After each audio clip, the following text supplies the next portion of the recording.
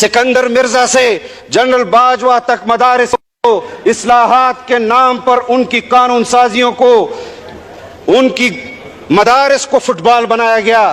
कभी एक इदारे के पास उसको भेजो, कभी दूसरे इदारे के पास उसको भेजो, कभी उसको इस कानून के तहत रजिस्टर्ड करो, कभी उसको इस कानून के तहत रजिस्टर करो। रजिस्ट्रेशन का मसला है, मुल्क के अंदर कवानीन मौजूद हैं। अगर मैं उस कानून से फायदा उठाना चाहता हूं कि मैं इस रजिस्ट्रेशन के मुताबिक अपनी रजिस्ट्रेशन कराना चाहता हूं, किसी महकमे का अफसर कौन होता है कि मुझे उस रजिस्ट्रेशन से रोक सकता है? या तो वो कानून होगा और उस कानून का फायदा मुझे उठाना चाहिए और मुझे ये आईन हक देता है कि मैं उस कानून का फायदा उठाऊं, या तो फिर उस कानून को खत्म करो। 1860 के एक्ट के मुताबिक अंग्रेज दौर में भी मदारिस की रजिस्ट्रेशन होती रही। सन 90 तक उन मदारिस की रजिस्ट्रेशन होती रही। सन 90 के अंदर मदारिस की रजिस्ट्रेशन को रोक दिया गया।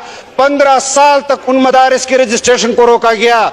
15 साल के बाद 2004 और 5 के अंदर तमाम सूबों के अंदर कानून साजी हुई, कौमी असम्बली और सेनेट के अंदर कानून साजी हुई। 2017 तक उसके कानून के मुताबिक रजिस्ट्रेशन जनाब स्पीकर होती रही। आज फिर उन मदारिस की रजिस्ट्रेशन बंद है।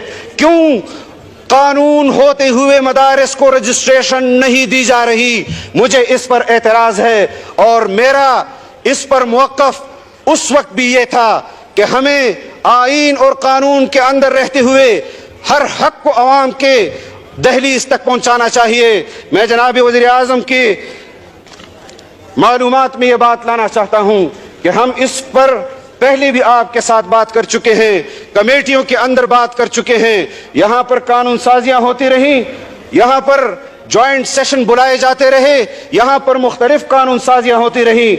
हमने कभी आपके साथ कानून साजियों में सौदाबाजी नहीं की, खुदा की कसम नहीं की, आइंदा भी नहीं करेंगे।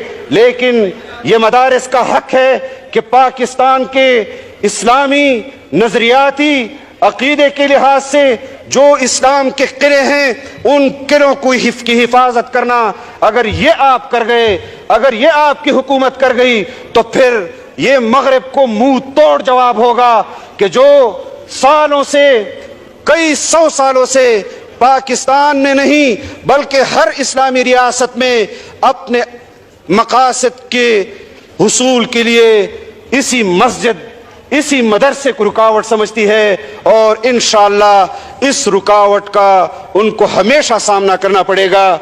मैं ये समझता हूं कि हमारे अहदाफ बिल्कुल वाज़ेह हैं।